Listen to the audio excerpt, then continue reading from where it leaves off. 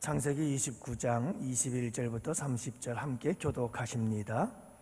야곱이 라반에게 이르되 내가 기한이 찼으니 내 아내를 내게 주소서. 내가 그에게 들어가겠나이다.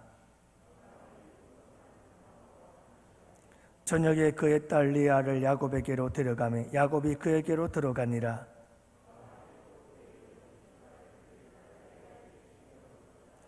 야곱이 아침에 보니 리아라 라반에게 이르되 외삼촌이 어찌하여 내게 이같이 행하였나이까? 내가 라헬을 위하여 외삼촌을 섬기지 아니하였나이까? 삼촌이 나를 속이심은 어찌 됨이니이까?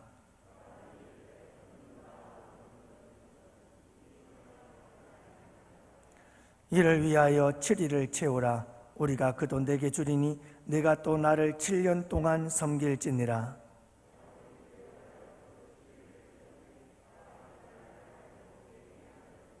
라반이 또 그의 여종 비라를 그의 딸 라헬에게 주어 시녀가 되게 하매 야곱이 또한 라헬에게로 들어갔고 그가 리아보다 라헬을 더 사랑하여 다시 7년 동안 라반을 섬겼더라. 아멘. 오늘 이 밤에는 여러분들과 함께 야곱과 라반의 만남에 대한 이야기를 함께 나누고자 합니다. 인생은 만남이죠. 그래서 독일의 문학가 한스 키로사라고 하는 사람은 인생이라고 하는 것은 너와 나와의 만남이다 이렇게 얘기를 합니다. 인생은 만남으로 만들어져 가는 거예요. 혼자서 만든 인생, 그런 인생 이야기는 없죠. 여러분, 정채봉 시인이 쓴 처음으로 돌아가라 라고 하는 자신의 글에서 5가지의 만남을 이야기를 합니다. 여러분들이 들어봤을 겁니다만은 그 5가지 만남이라고 하는 것은 첫째는 생선과 같은 만남, 두 번째로는 꽃송이와 같은 만남, 세 번째는 건전지와 같은 만남, 네 번째는 지우개 같은 만남, 다섯 번째는 손수건 같은 만남이다. 이렇게 5가지의 만남을 이야기합니다. 그 중에서 가장 아주 나쁜 만남으로 생선과 같은 만남을 꼽았습니다. 이유는 생선과 같은 만나면 만날수록 시간이 지나면 지날수록 비린내가 묻어나고 악취가 나는 사람과의 만남, 이런 만남은 아주 나쁜 만남이다 이렇게 얘기를 합니다.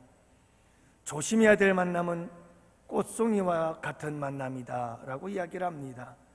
꽃이 활짝 피었을 때는 모두 관심을 갖고 좋아하다가도 시들어버리면 그냥 버려버리는 이런 모습 때문이지요. 가장 비천한 만남으로는 건전지 같은 만남이라고 말합니다. 힘이 있고 좋을 때에는 가지고 있다가 힘이 다해서 아무 쓸데가 없어지면 꽃과 마찬가지로 그냥 버려버리기 때문이라고 하지요. 가장 아쉬운 만남은 지우개와 같은 만남이다. 금방 만나고 지워버리고 또 다른 만남을 갖고 또다시 지워버리고 이렇게 지우개와 같은 만남이라고 얘기를 합니다. 그러면서 가장 아름다운 만남은 손수건 같은 만남이다. 상대방의 눈에서 눈물이 흐를 때 눈물을 닦아주고 상대방이 열심히 일을 하다 땀을 흘릴 때 땀을 닦아줄 수 있는 손수건과 같은 만남이 참 아름다운 만남이고 복된 만남이다 이야기를 합니다. 우리 양원교회 성도님들의 만남은 모두가 다 손수건과 같은 아름다운 만남이 되기를 주님의 이름으로 축복합니다. 야곱과 라반에 대한 만남, 이 만남의 이야기 속에 야곱의 인생의 이야기가 들어있는데요, 오늘 우리의 인생을 돌아보면서 우리의 삶을 돌아보면서 야곱과 라반의 만남에 대한 이야기들을 살펴보며 은혜를 나누고자 합니다. 야곱의 인생 1막, 오늘 본문의 말씀은 야곱의 인생 1막을 지나서 2막의 이야기가 기록되어 있는 것이 오늘 본문의 말씀인데요, 여러분, 야곱은 출생과 함께 아버지 이삭을 만나고 어머니 리브가를 만나고 그리고 함께 태어난 쌍둥이 형 에서를 만나게 되어집니다. 가족이라고 하는 이 운명적인 만남 속에서 야곱은 가족의 인생의 일막, 인생의 첫 페이지를 써내려가기 시작합니다.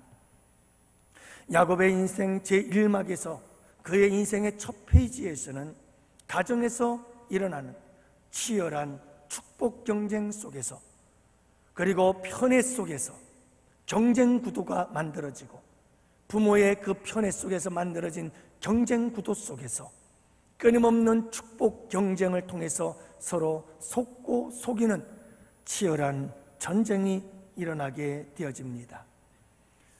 이 경쟁은 온갖 속고 속이는 아픔과 상처들을 만들어 놓았고, 마침내 복수라고 하는 이런 고통을 남기게 되어지지요.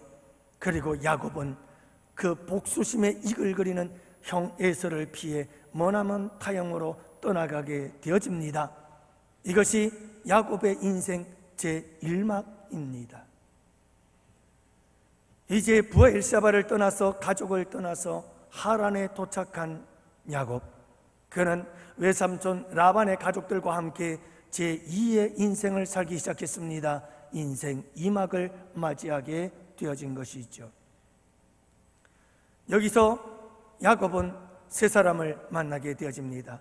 외삼촌 라반, 그리고 여동생 라헬과 그의 언니 레아를 만나게 되어져서 그의 인생 2막이 만들어져 가기 시작합니다.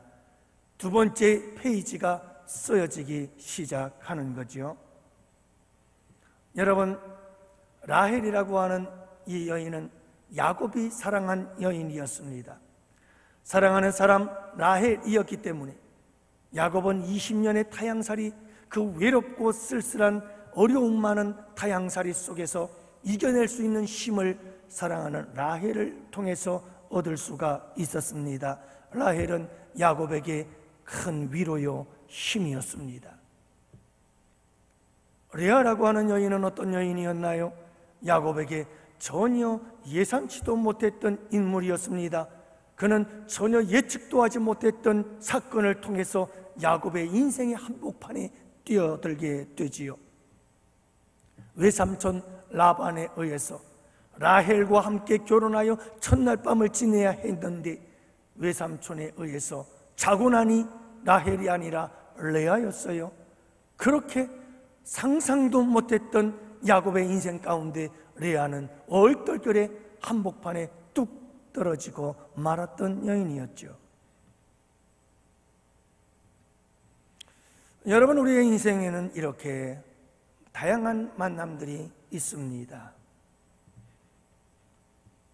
그런데 여러분, 우리의 인생 가운데, 특히 야곱의 인생 가운데서 가장 중요한 만남이 하나 있었는데, 그것이 세 번째로 우리가 생각해 볼 야곱과 라반과의 만남이었다는 사실을 함께 살펴보려고 하는 것입니다. 여러분, 야곱과 라반의 만남, 이 만남 속에는 어떤 비밀이 숨겨져 있었던 걸까요?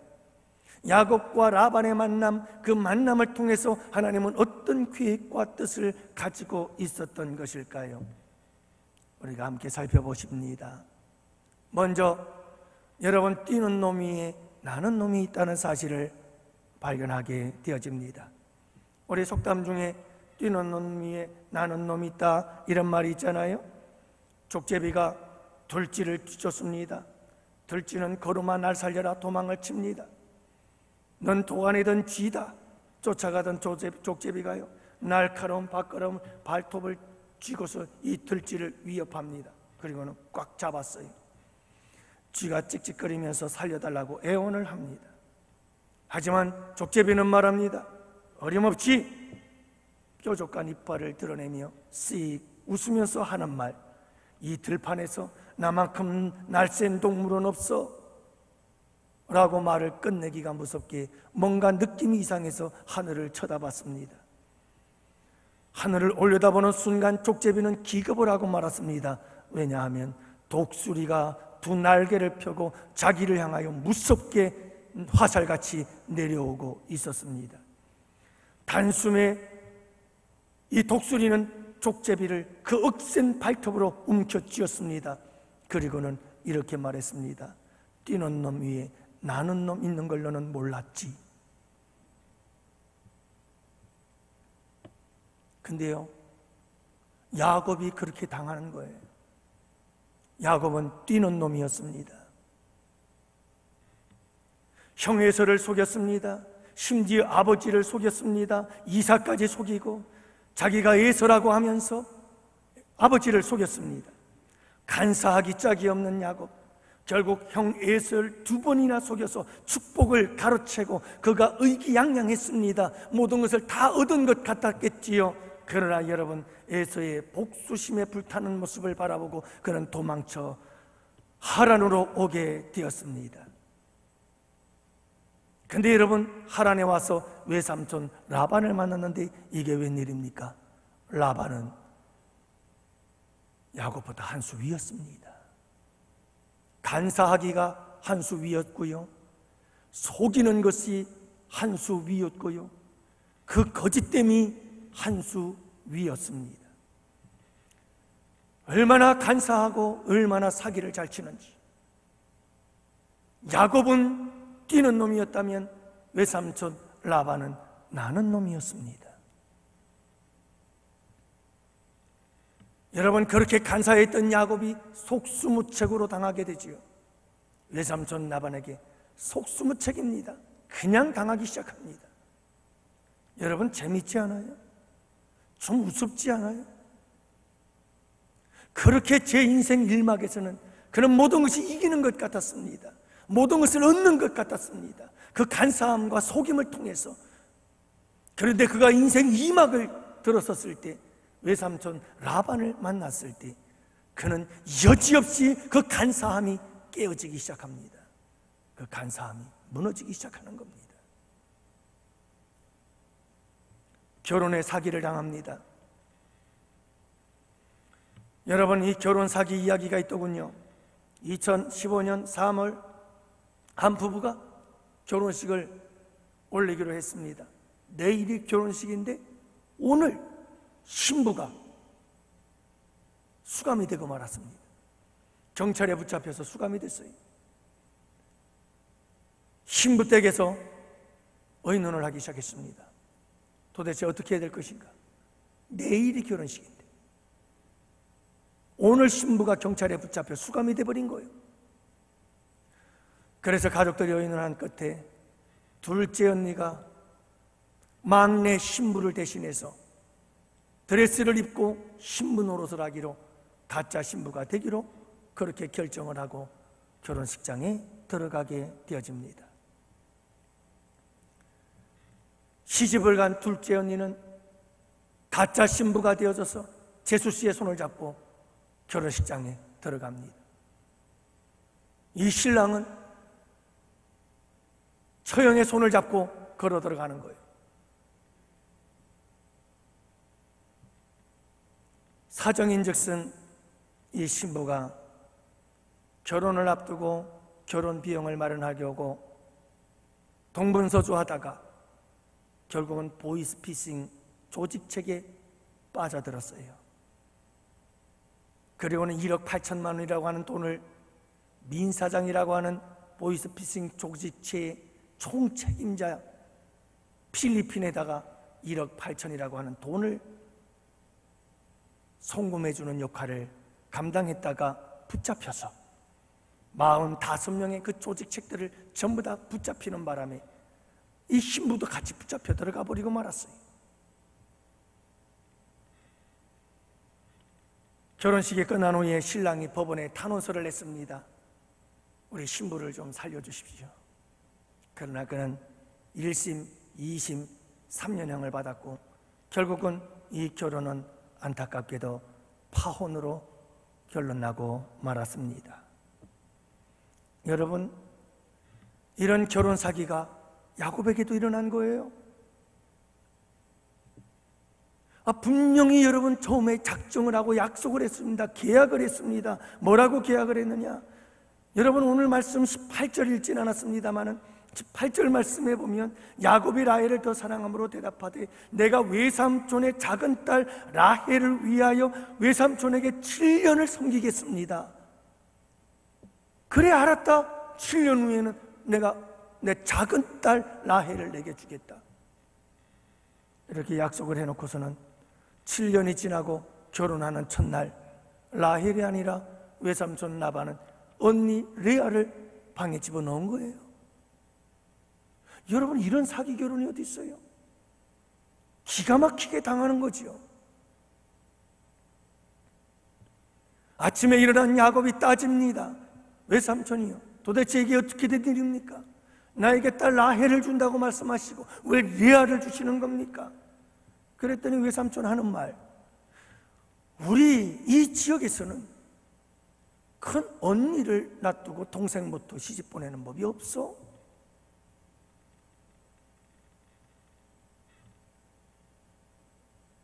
그래서 여러분, 야곱은 완전히 속았죠. 그러면서 뭐라고 말합니까? 다시 7년을 봉사하라는 겁니다. 7년을 다시 봉사하라는 거예요. 그래서 결국은 야곱이 이 라반에 의해서 장장 라헬을 얻기 위하여 14년 동안을 봉사하는 일을 하게 되어집니다. 놀라운 사기 사건이죠. 결혼 사기죠. 여러분, 라반은 대단한 사기꾼이었습니다. 야곱은 저리 가라였습니다. 이것만 있었던 줄 아시나요? 여러분, 라반이 야곱을 속인 것은 이뿐이 아니었습니다. 임금 착취, 노동 착취였죠. 2014년 신안 염전노예 사건을 여러분 기억하시나요? 여러분, 뉴스에서 난리가 났던 사건입니다. 장애인들을 붙잡아 놓고 감금을 시키고 약 20여 년 동안이나 노예처럼 염전에서 일을 시키면서 부려먹었는데 짐승처럼 부려먹으면서 임금을 전혀 주지 않았어요. 그런데 엊그저께 또 이런 사건이, 신안 염전노예 사건이 또 일어났어요.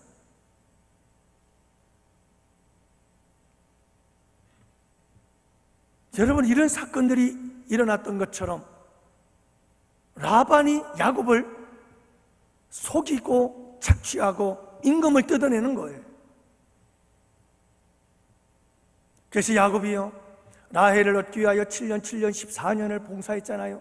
봉사하고 이제 두 아내를 얻고 자녀들이 태어나자 이제 재물이 필요했습니다. 그래서 재물을 얻기 위하여 라반과 함께 계약을 맺습니다. 그리고 노동을 시작했습니다. 일을 시작했습니다. 그런데 품삯을 10번이나 변경하였더라. 창세기 31장 7절 말씀에 보면 그대들의 아버지가 나를 속여 품삯을 10번이나 변경하였느니라. 그러나 하나님이 그를 막으사 나를 해치지 못하게 하셨다 말씀하고 있습니다. 하나님이 아니었더라면요, 6년 동안 봉사하면서 아무것도 얻을 수 없을 만큼 10번이나 변경을 하는 거예요.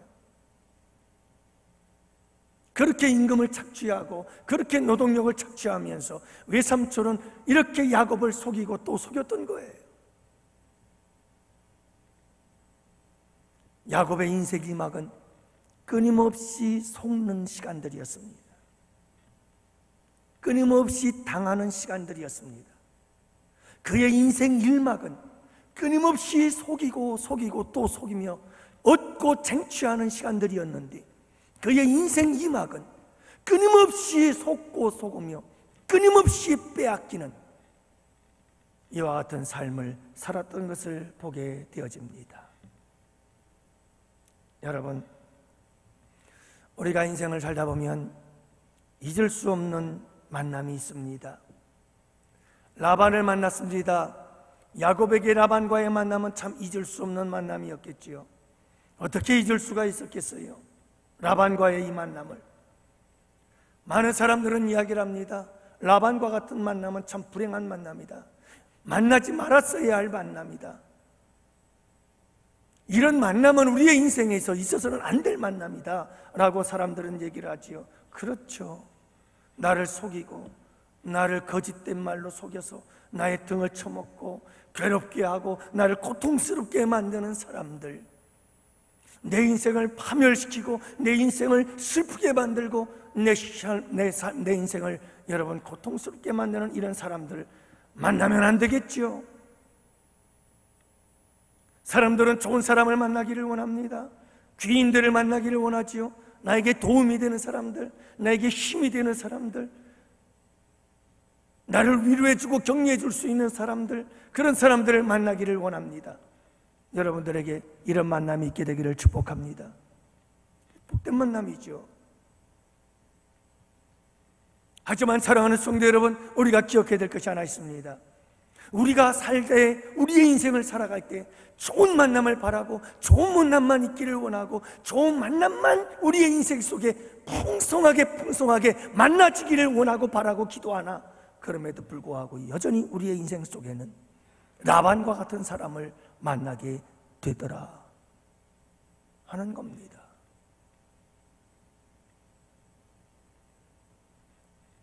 여러분들이 지금까지 살아온 여러분들의 인생을 돌아보십시오. 어찌 좋은 사람들만 만나셨나요? 나를 힘들게 하는 사람이 없었나요? 나를 어렵게 하는 사람들이 없었나요? 내 눈에서 눈물이 나게 만들었던 사람들이 없나요? 그래서 혹 내 눈에 눈물을 나게 만들었으면 내 눈물엔 피눈물이 날 거라는 이와 같은 저주 섞인 말을 해보지는 않았나요?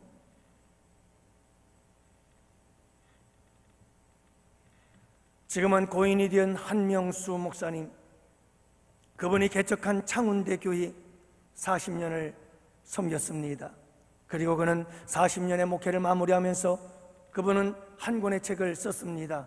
그 책의 제목이 잊지 못할 사람들, 신의와 배신이라고 하는 소제목을 달았습니다.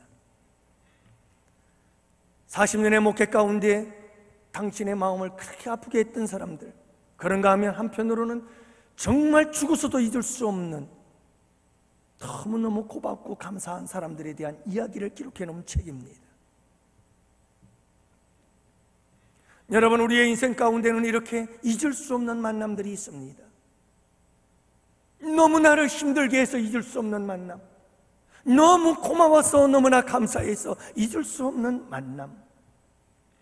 여러분, 교회 안에서도 세상 속에서도 우리의 인생을 살아가면서 우리는 이 두 부류의 사람, 잊을 수 없는 사람들을 만나며 살아가는 게 우리의 인생이 아니던가요?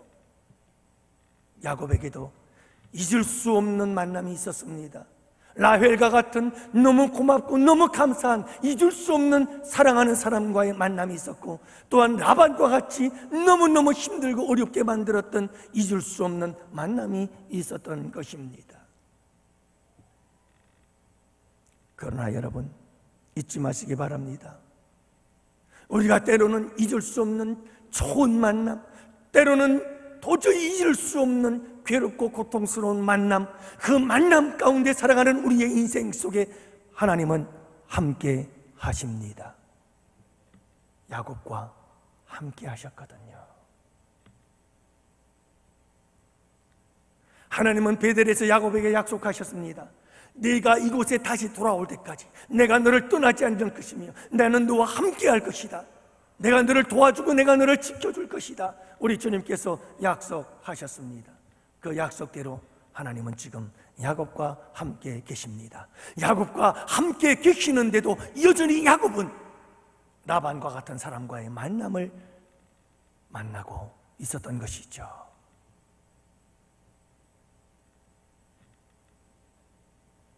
사랑하는 성도 여러분, 우리가 비록 라반과 같은 사람을 만나서 말할 수 없는 괴로움과 고통을 당한다 할지라도, 말할 수 없는 속임과 말할 수 없는 당함을 당한다 할지라도, 그래서 마음이 괴롭고 슬프고 그래서 고통스럽고 괴로울지라도, 여러분, 그 가운데 하나님이 함께 있다는 사실을 잊지 마시기 바랍니다.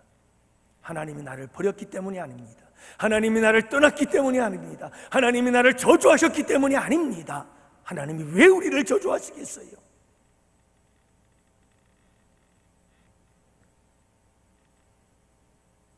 여러분, 라반과 같은 사람과의 만남 속에도 하나님의 뜻이 있었습니다. 하나님의 계획이 있었습니다. 하나님의 선하신 인도하심이 있었던 거예요.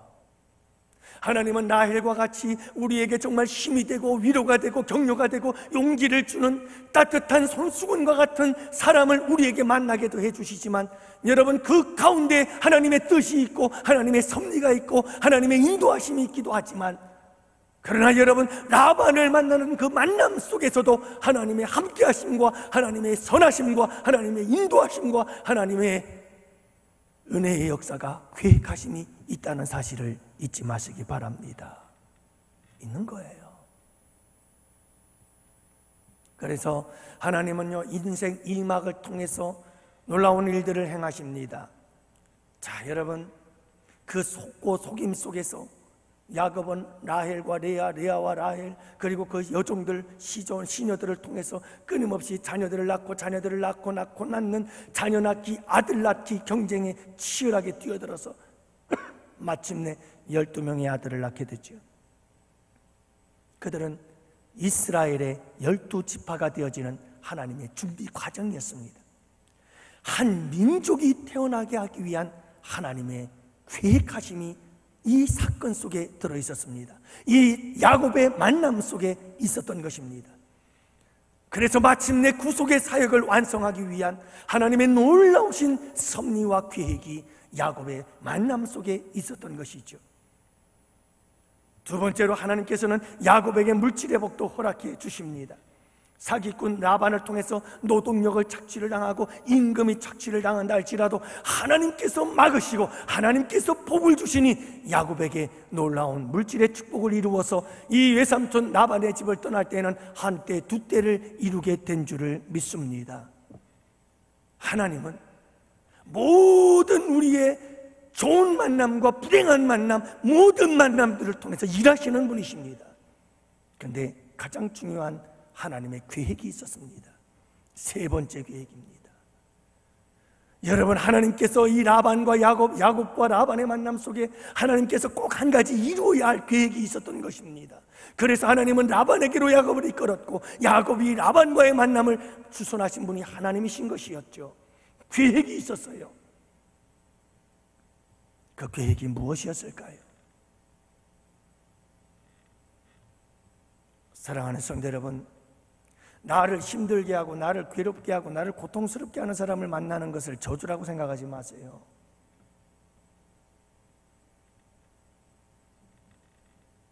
그것을 인과응보라고만 생각하지 마세요. 심은 대로 거두는 거야. 야곱이 그렇게 심었으니까 야곱이 그대로 거두는 거지. 그럴 수도 있겠죠. 그러나 여러분, 야곱에게 하나님께서 라반을 붙여주신 이유, 야곱이 라반을 만난 이유가 있습니다. 하나님의 계획이 있었기 때문이에요. 그 계획은 선하신 계획이에요. 야곱에게 축복하시기 위한 계획이었어요. 그 계획이 뭔지 아시나요? 우리 다 같이 함께 따라 할까요? 야곱을 이스라엘 되게 하시려고 하나님은요, 야곱을 변화시키기를 원했어요. 하나님은 야곱을 새롭게 하기를 원하셨어요. 이제 야곱은 더 이상 사기꾼이면 안 되었던 거예요. 야곱은 이제는 더 이상 간사한 자가 되면 안 되었던 거예요. 그는 이제 야곱이라고 하는 간사한 사람, 사기꾼이라고 하는 이름을 버리고 그는 승리자라고 하는 이스라엘이라고 하는 이름으로 바뀌어져야 했어요. 여러분, 야곱은 이제 장자의 축복을 받았잖아요. 하나님은 에서를 미워하고 야곱은 사랑했노라고 말씀하십니다. 하나님께서 야곱을 선택받았어요. 야곱은 하나님의 사랑을 받는 사람이 되어졌어요. 하나님의 택함을 받은 사람이 되어진 거예요. 이제는 더 이상 야곱이 야곱이면 안 되는 거예요. 그래서 하나님은 제 인생 일막에서는 그가 한사한 자요 사기꾼으로 살았을 줄 모르나 이제 그는 제 인생 이막에서는 변화되어야 했어요. 바뀌어야 했어요. 축복을 받을 만한 자로 변해야 됐어요.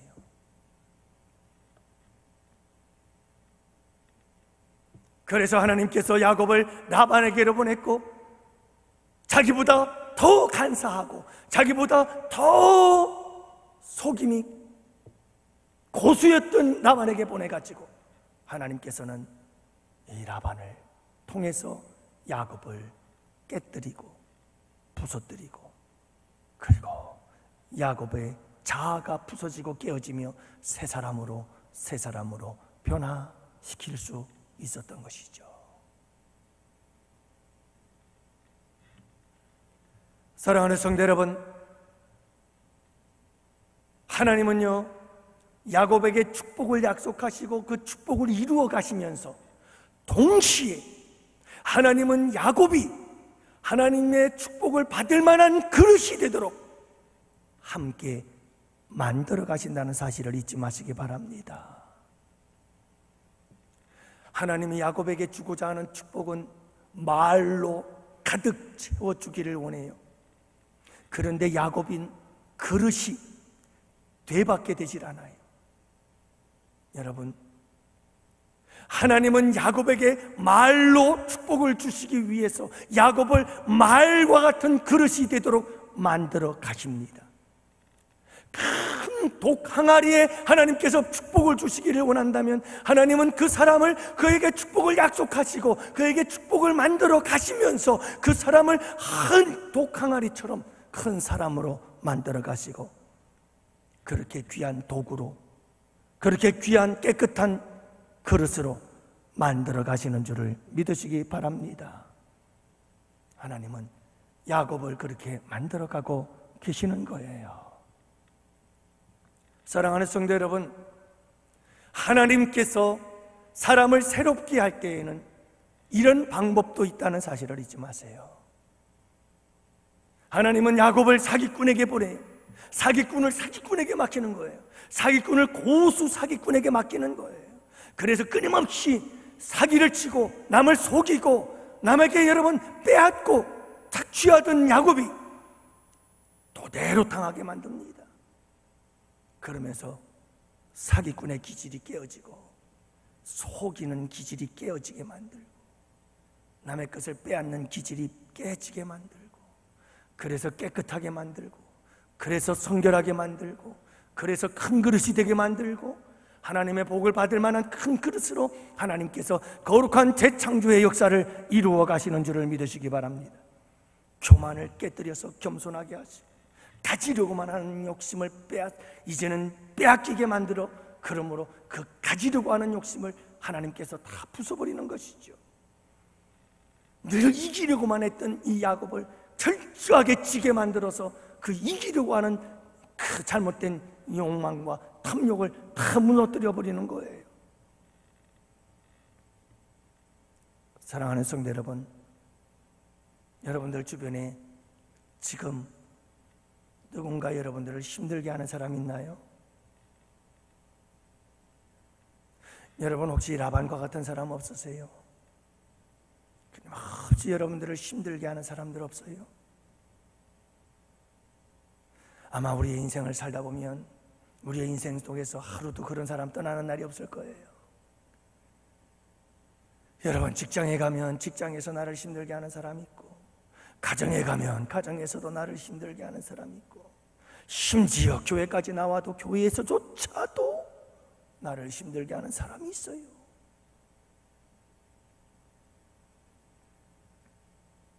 근데 사랑하는 성도 여러분, 그것을 저주라 생각지 마세요. 그것을 불행이라 생각지 마세요. 하나님께서 나를 변화시키고 성숙시키고 나를 더 성장시키셔서 나에게 더 큰 그릇을 만들어 더 큰 복을 주시기 위함인 줄을 여러분 믿으시기 바랍니다. 나를 변화시키려고 그러는 거예요. 나를 새롭게 하시려고 그러는 거예요. 나를 거룩하게 하시려고 하는 거예요. 여러분, 저는요 여러분들에게 말씀드렸지만 2005년도 단독 목회를 시작하면서 참 사랑 단련 많이 받았어요. 가자마자 사람들 단련을 받느라고 참 고생을 많았는데 제가 한 10여 년 목회를 하고 나서 그때 깨달은 게 있어요. 그게 뭐냐 하면 정말 미운 사람들 많았어요. 얼마나 나를 힘들게 하는지 몰라요. 얼마나 나를 괴롭히는지 몰라요.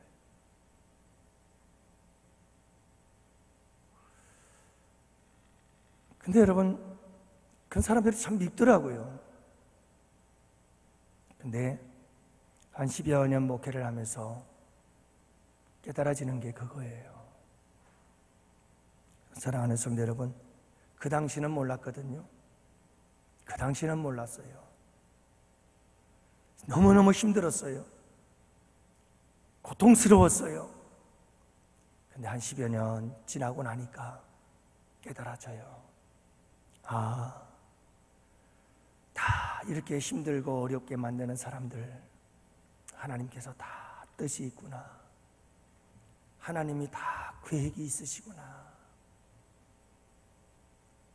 하나님이 그렇게 다 나를 힘들게 하는 사람들을 통해서 나를 만들었구나. 제가 그랬잖아요, 여러분. 전화벨 소리만 들려도 지금도 그렇다니까요. 그 트라우마예요, 트라우마. 쉽게 안 없어지네요, 이런 게. 전화벨 소리만 들려도 가슴이 철렁철렁해요. 얼마나 힘든 전화들을 많이 받았는지.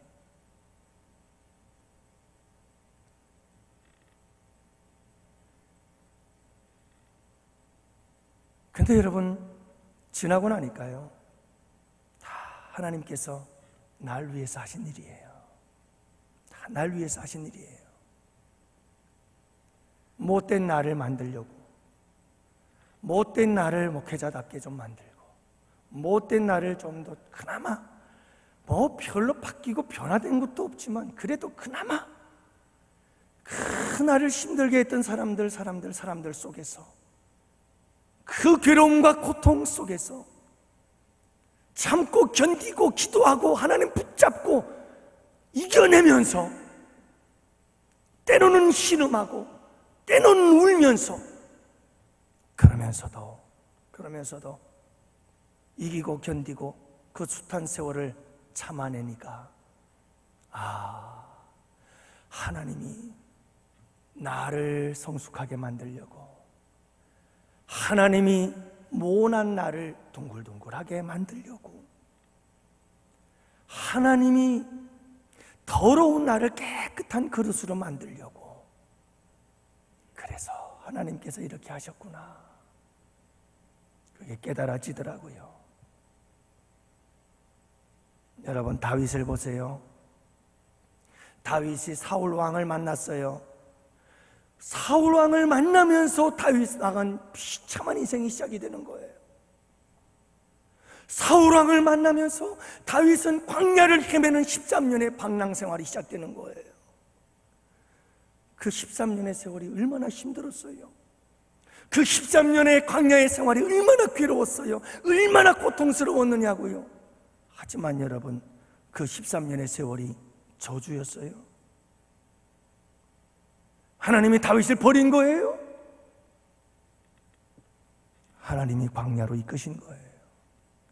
광야 학교로, 광야의 수업을 얻게 하시려고.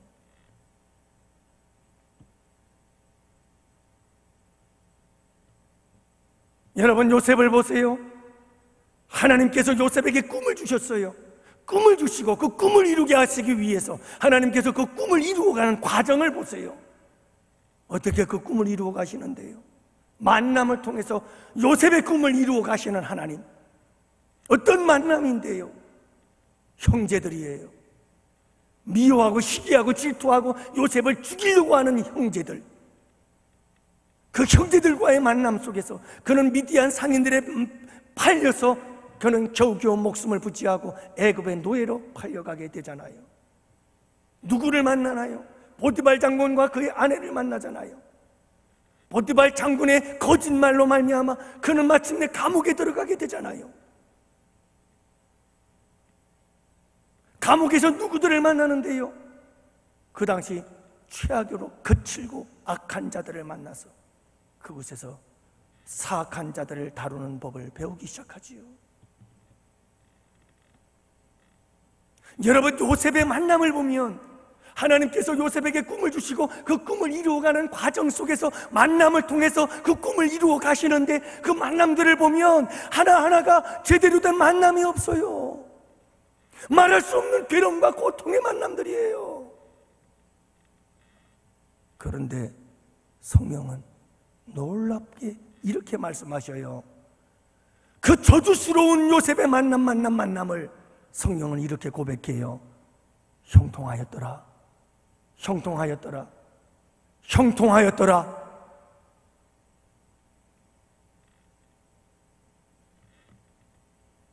악한 자들의 만남을 통해서 나를 힘들게 하고 나를 어렵게 만들고 나를 고통스럽게 만드는 사람들과의 만남을 통해서 내가 깨어지고 내가 부서지고 내가 죽어지고 내가 새롭게 태어나서 하나님 앞에 깨끗한 그릇이 되어지고 무난 내가 깨지고 부서져서 둥글둥글하게 되어질 때, 그때 비로소 하나님께서 축복하시는 날이 다가오는 거예요.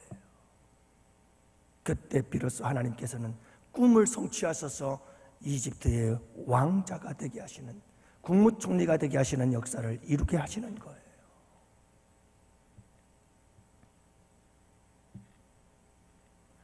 사랑하는 성도 여러분, 이렇게 라반을 만났을 때 라반과의 만남 속에서 나를 힘들게 하고 고통스럽게 하는 사람을 만나서 그 사람과 함께 만남을 만들어 갈 때, 여러분, 이 만남이 복된 만남이 되느냐 아니면 진짜 저주스러운 만남이 되느냐, 어디에 있는 줄 아세요? 야곱은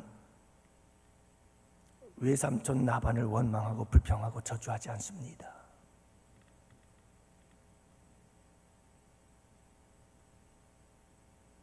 여러분, 다윗이 사울 왕을 저주하는 것 보셨나요? 다윗 왕이 자기 그렇게 괴롭히고 힘들게 만들고 13년 동안이나 광야에서 동굴에서 살아가며 짐승처럼 살게 만들었던 사울 왕에 대하여 미워하고 증오하고 저주하는 것 보셨나요? 다윗은 사울 왕을 끝까지 용서하고 품어주고 안아주었어요. 여러분, 요셉이 자기를 죽이려고 했던 형들, 미디안 상인에게 팔아버린 형제들, 그들을 한평생 이를 갈며 복수심을 가지고 그들에게 내가 반드시 복수하리라, 이런 마음을 가지고 살았습니까? 보디발 장군의 아내에 대해서 내가 훌륭한 사람이 되기만 하면 내가 국무총리가 되었으니 내 당신들 반드시 복수할 거야. 그리고 국무총리가 되자마자 형제들과 여러분, 이 보디발 장군의 아내를 불러다가 복수했나요?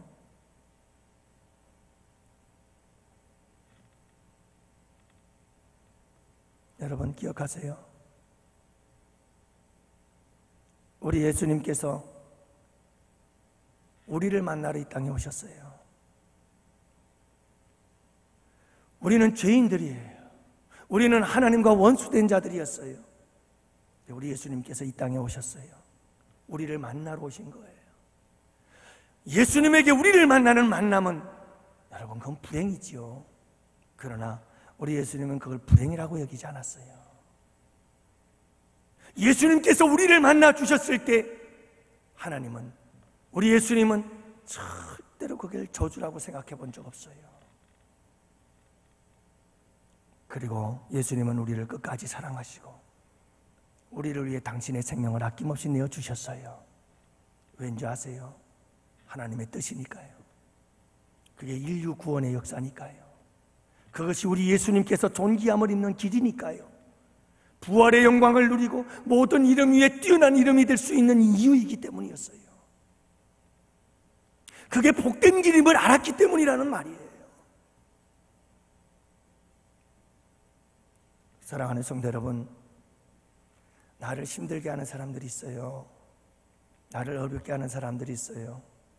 절대로 미워하지 마세요. 그 만남 속에는 하나님의 섭리가 있어요. 그 만남 속에는 하나님의 계획이 있어요. 여러분, 받아들이세요. 그리고 나를 돌아보시고 내가 깨져야 됩니다. 내가 부서져야 합니다. 내가 새로워져야 합니다. 내가 깨끗해져야 합니다. 모난 돌이 조약돌처럼 둥글둥글해져야 합니다. 여러분, 그러라고 우리 주님께서 이 만남을 주시는 거예요. 결국 야곱은 이 만남을 통해서 야곱이 이스라엘이 되어지는 역사를 이루게 되는 줄을 믿으시기 바랍니다. 사랑하는 성도 여러분, 이제 우리 함께 기도하는 시간을 가지도록 하겠습니다. 오늘 우리 주변에 나를 힘들게 하는 사람들이 종종 있지요.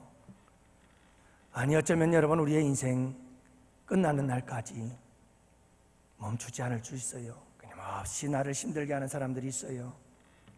근데 여러분, 나를 힘들게 하는 그 사람들을 통해서 여러분들 너무 괴로워하고 낙심하고 절망하지 마시고 인내를 배우고 용서를 배우고 끊임없이 사랑하는 법을 배우고 더 내 자신이 깨어지고 내 자아가 부서지고 끊임없이 내가 새로워지고 성장해지고 성숙해지는 귀한 역사가 있게 되기를 축복해요. 그러면 반드시 우리에게 놀라운 축복의 역사가 임하게 될 것입니다.